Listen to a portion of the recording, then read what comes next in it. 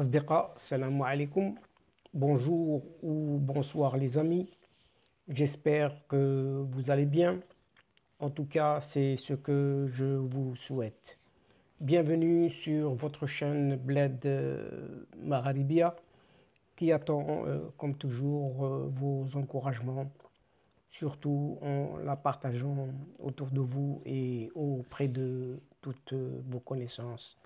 Un tout grand merci de nous recevoir chez vous et parmi vous cette 71e vidéo vient vers vous pour vous proposer ce qui fait débat habituel, c'est-à-dire notre ce qui fait discussion entre nous. Et le CQFD de votre Bled Magharibia, dans sa séquence, revient donc dans sa séquence traditionnelle en se consacrant à cette Algérie dite nouvelle où le pouvoir continue de bafouer au grand jour les résolutions internationales qu'il a pourtant ratifiées. Et en se basant sur les propos, les analyses du mathématicien Pierre Audin ainsi que de l'architecte Samir Yahyaoui qui déplore tout autant dans une tribune au Monde que l'ONU, les Nations Unies, n'ait pas pris acte de l'état déplorable des droits humains dans le pays. Et toujours dans cette même Algérie, avec ou sans Premier ministre ou un néo-Premier ministre, le scénario se dessine et qui est connu d'avance, c'est-à-dire toujours le même, puisqu'on prend justement les mêmes et on recommence un nouveau tour de carrousel pour amuser la galerie. Mais là, le moment de vérité est arrivé. Et bonjour donc le soulèvement peut-être total de la population algérienne, puisque cela sonne la fin des subventions directes.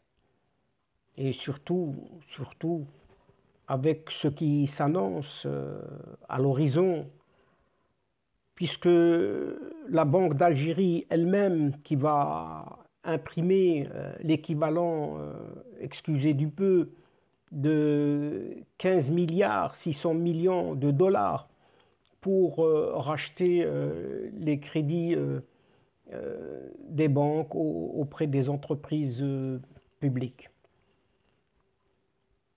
Et en effet, du côté de la répression, quelques 10 000 arrestations, dont plus de 6 300 ces 4 derniers mois, 300 détenus d'opinion, 700 procès, une dizaine de plaintes pour viol et torture pendant les gardes à vue.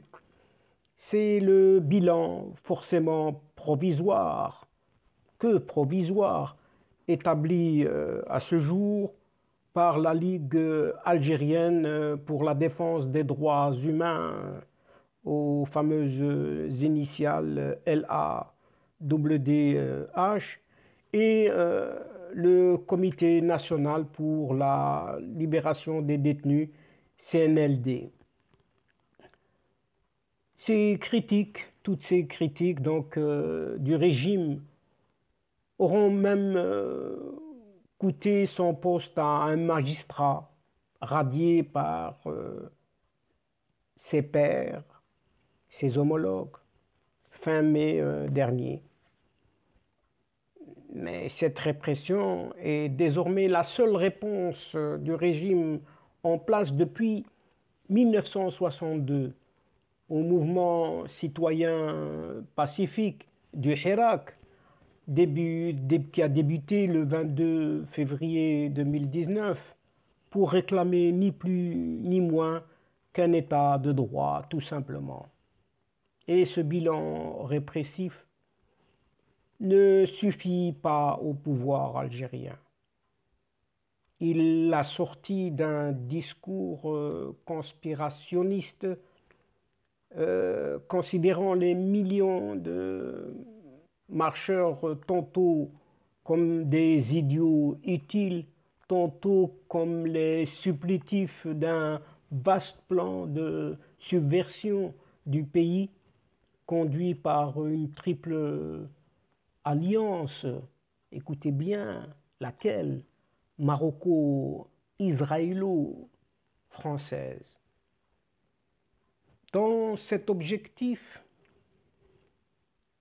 deux documentaires produits par le service de communication et d'orientation de l'armée et diffusés par la télévision d'État développent ad nauseam cette élucubration à grand renfort d'images de raids israéliens sur Gaza et d'analyses d'experts maison de cette télévision d'État.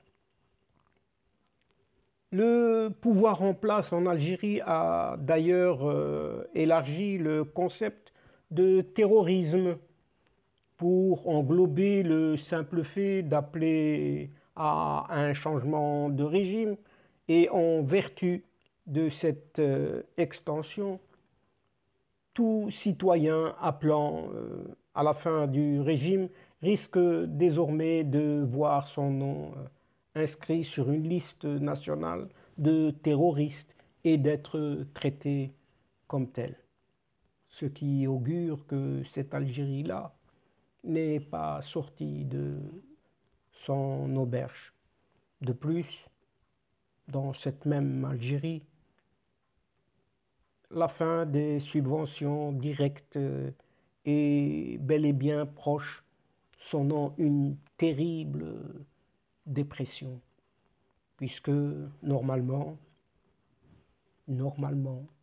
le ministère de l'Intérieur dispose d'une cartographie des revenus des citoyens permettant de définir les catégories nécessitant d'être réellement soutenues de manière directe.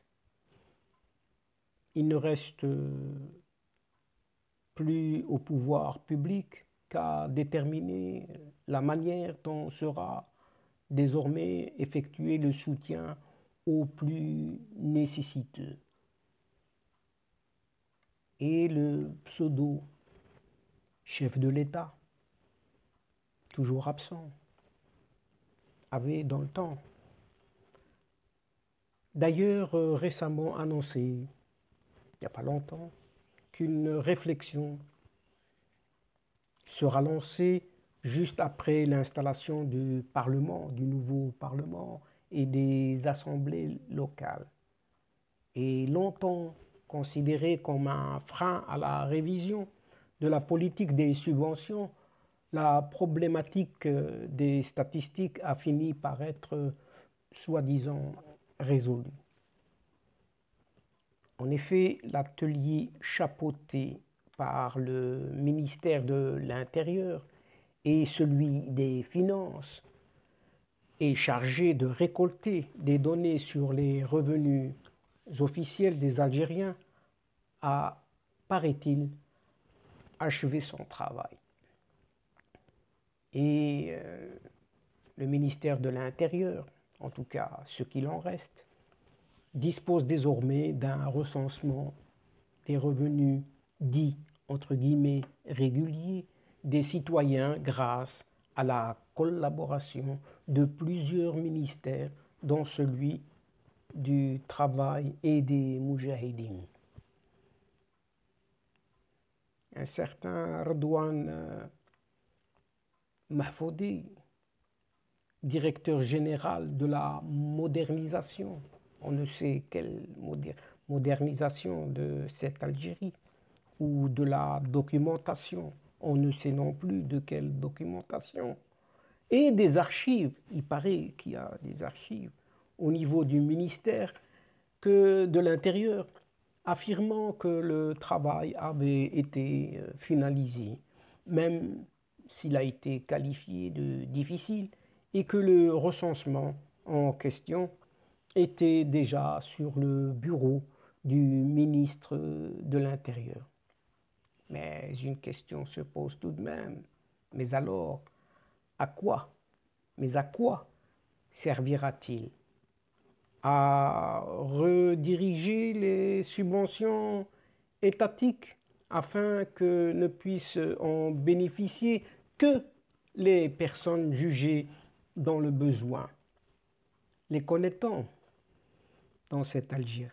En clair, plutôt que de vendre les produits actuellement subventionnés, à l'image du pain, du sucre, du lait en sachet ou de l'huile à des prix dits entre guillemets soutenus. Mais c'est au prix réel que ces produits devraient être ou seront mis sur le marché. Et ils coûteront donc logiquement plus cher pour tous. Sauf que les personnes classées dans la catégorie des personnes dites faibles ou à faible revenu recevront peut-être une aide directe, soit une somme d'argent dont le montant n'a toujours pas été fixé. Mais qui recevra cette aide? Avec ce système, le directeur général lui-même de la dite modernisation de la documentation et des archives au niveau du ministère de l'Intérieur assure que l'Algérie pourrait économiser 50% du budget actuellement alloué aux subventions. Mais pour l'année en cours, l'enveloppe destinée au soutien au titre du budget 2021 avait été portée à 17 milliards de dollars. Et le ministre des Finances affirmait au moment de l'élaboration de la loi de finances qu'il n'est pas normal que les catégories aisées acquièrent les produits subventionnés au même prix que les citoyens à faible revenu. Là aussi, il vient de constater bizarrement qu'il y avait deux poids, deux mesures. Donc, il y a effectivement une injustice dans la répartition de ce soutien. Et il déclare: nous œuvrons pour que le soutien de l'État profite aux citoyens qui en ont le plus besoin. Eh bien, c'est pas trop tôt. Et d'autres diront: vaut mieux tard que jamais. Et au plus haut sommet de l'État, la décision est déjà prise. Les subventions directes ne seront bientôt plus qu'un lointain souvenir, paraît-il, puisque ce chef d'État a évoqué cette perspective à l'occasion de l'entretien qu'il a accordé à un journal français, assurant que le projet est en cours d'élaboration. Est en cours d'élaboration. Et il avait déclaré: j'attends l'élection des assemblées, à savoir Parlement et Assemblée locale, pour entamer une réflexion nationale on l'attend toujours, notamment avec les syndicats, le Conseil national économique et social et environnemental et les élus également. Mais quels élus? Selon les élections, les dernières élections, sachant que des élections telles qu'elles se sont déroulées, pour ne pas dire qu'elles ne se sont pas déroulées du tout. Et ce président absent a tenu néanmoins à réaffirmer son attachement au principe de l'État social, assurant que l'Algérie sera un État social ad vitam aeternam, à vie, parce que c'est une exigence de ceux qui se sont sacrifiés pour ce pays. La déclaration du 1er novembre 1954 préconisait la création d'un État démocratique et social, et tel était le vœu de nos martyrs. Fermons les guillemets. Mais ajoutera-t-il, cela reste, on ouvre de nouveau les guillemets, un principe valable pour les classes moyennes et démunies, mais les plus riches ne doivent plus être concernés par les subventions. Et a-t-il pensé à sa propre personne? Aux premières années de l'indépendance de l'Algérie, selon ses déclarations, toujours les mêmes déclarations de ce pseudo-président. Donc, aux premières années de l'indépendance de l'Algérie, les millionnaires se comptaient sur les doigts d'une main. Et maintenant, l'Algérie compte des centaines de milliardaires. Mais on ne nous raconte pas comment cette Algérie compte désormais des centaines de milliardaires. Et ce n'est pas la première fois que la fin des subventions directes est annoncée sans que le projet voie réellement le jour.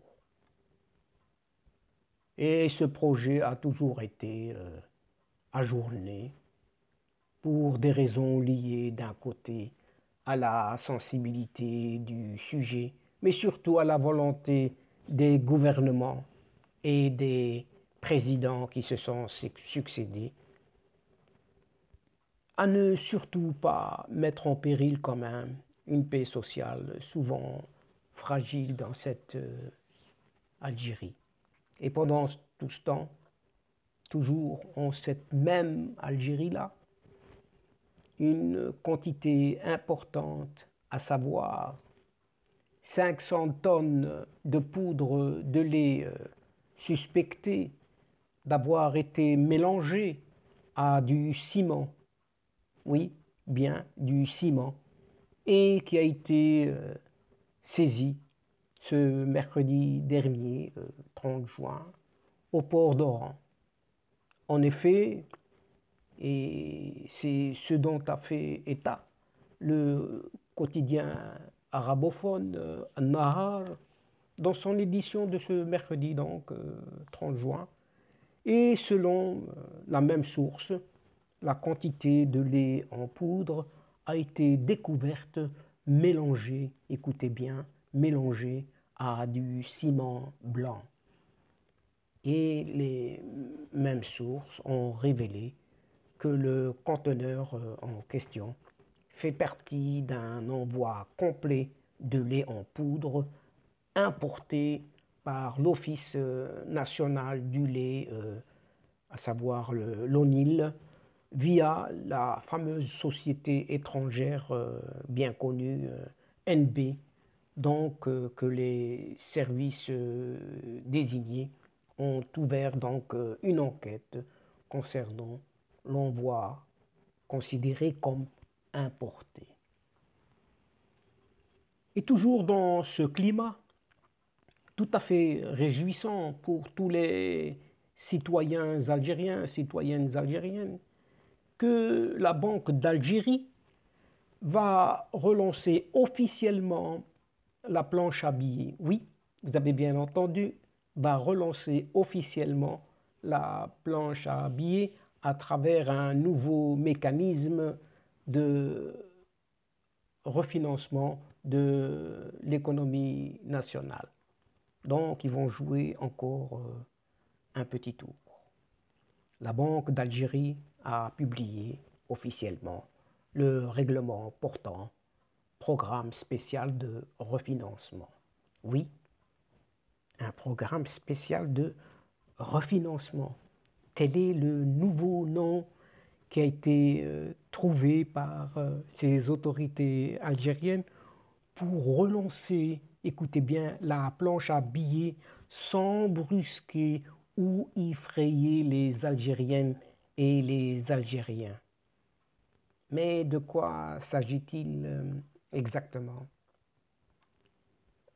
La dernière édition du journal officiel, le montant plafond alloué dans le cadre du programme spécial de refinancement est de 2100 milliards de dinars, stipule ce règlement de la Banque d'Algérie, signé par son gouverneur lui-même, Rostom Fadli,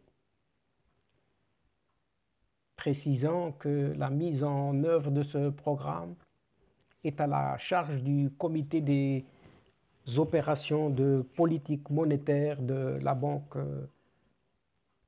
d'Algérie, COPM, le COPM. Donc 2100 milliards de dinars algériens, c'est tout de même l'équivalent de quelques 15 milliards 600 millions de dollars.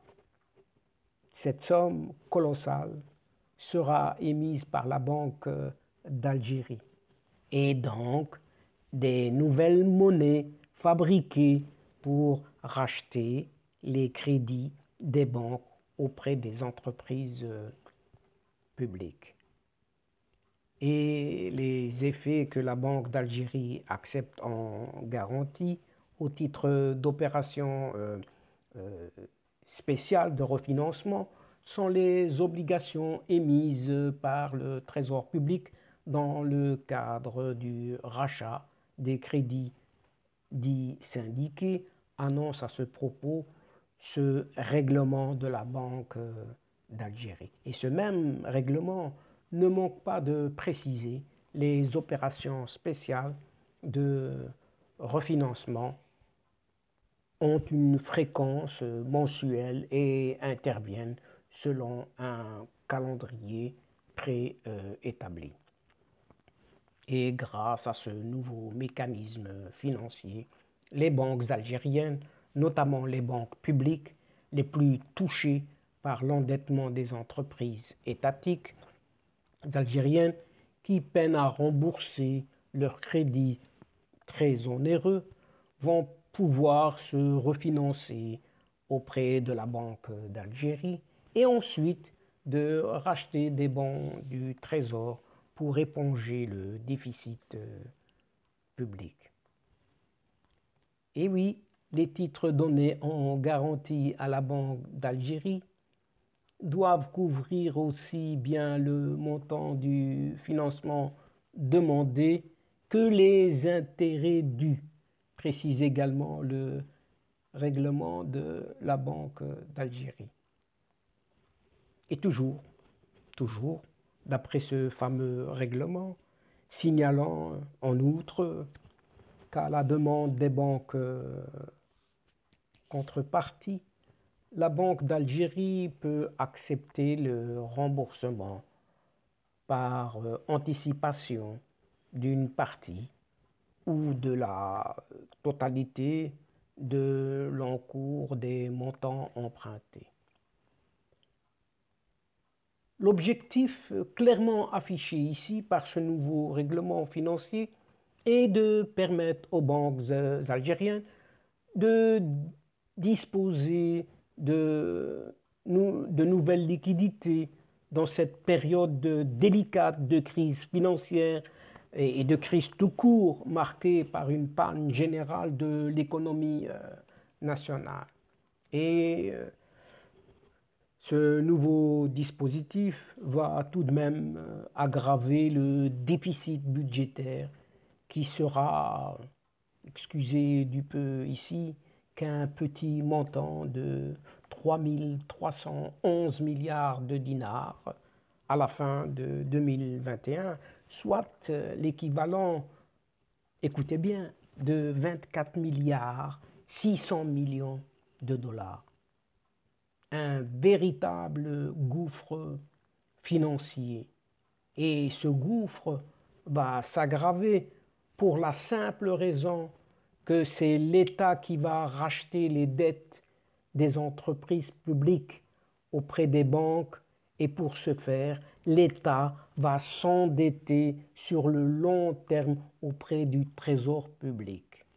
Et cet endettement ne sera pas perçu par les citoyens lambda puisque de nouvelles quantités de monnaie seront émises sur le marché national, ce qui s'appelle la planche à billets. Ce qui risque par ailleurs de contribuer à une énième fois à la dévaluation de ce dinar algérien qui ne coûtera finalement plus rien car ces sommes d'argent ne correspondent à aucune création de richesse ou de production de biens.